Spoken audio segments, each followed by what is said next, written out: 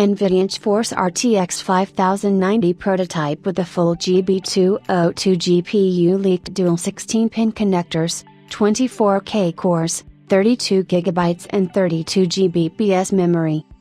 NVIDIA's prototype of the GeForce RTX 5090 has been spotted and reportedly features the full GB202 GPU with over 24K cores.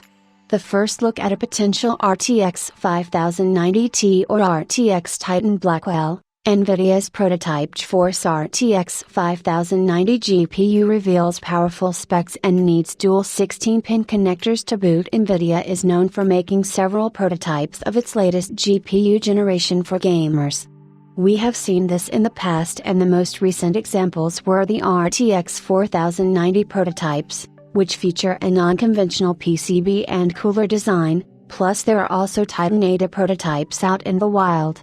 The one issue with these prototypes is that they are only designed for internal testing and the chances of seeing them launched are very slim. There was plenty of room for an RTX 4090 Ti and Titan Ada to be released in retail, but that never happened, and the prototypes are just a remnant of what could have been.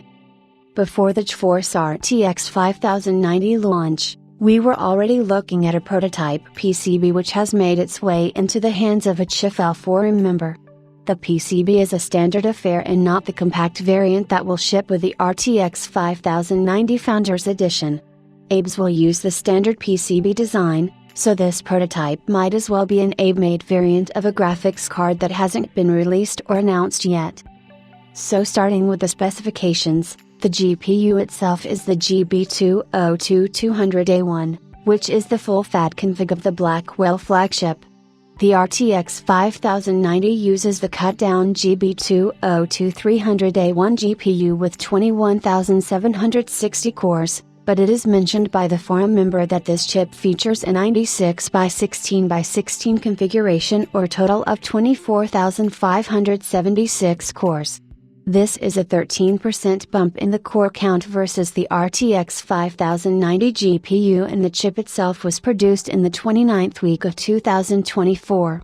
Surrounding the Blackwell GPU are 16 GDDR7 memory dies which offer the same 32GB memory capacity, but these chips are said to be rated at 32 Gbps. NVIDIA confirmed that the RTX 50 series is allocated GDDR7 memory modules from various DRAM manufacturers, with Samsung being the first. The NVIDIA GeForce RTX 5090 prototype GPU also has higher clock speeds rated at 2100 MHz base and 2514 MHz boost compared to the 2017 MHz base and 2407 MHz boost of the official RTX 5090 GPU. This unlocked GPU and memory configuration also leads to higher power demand, as the card can be seen utilizing dual 1.6-pin connectors. The card is said to be rated at an 800 watts TBP, a 39% bump from the 575 watts TBP of the RTX 5090.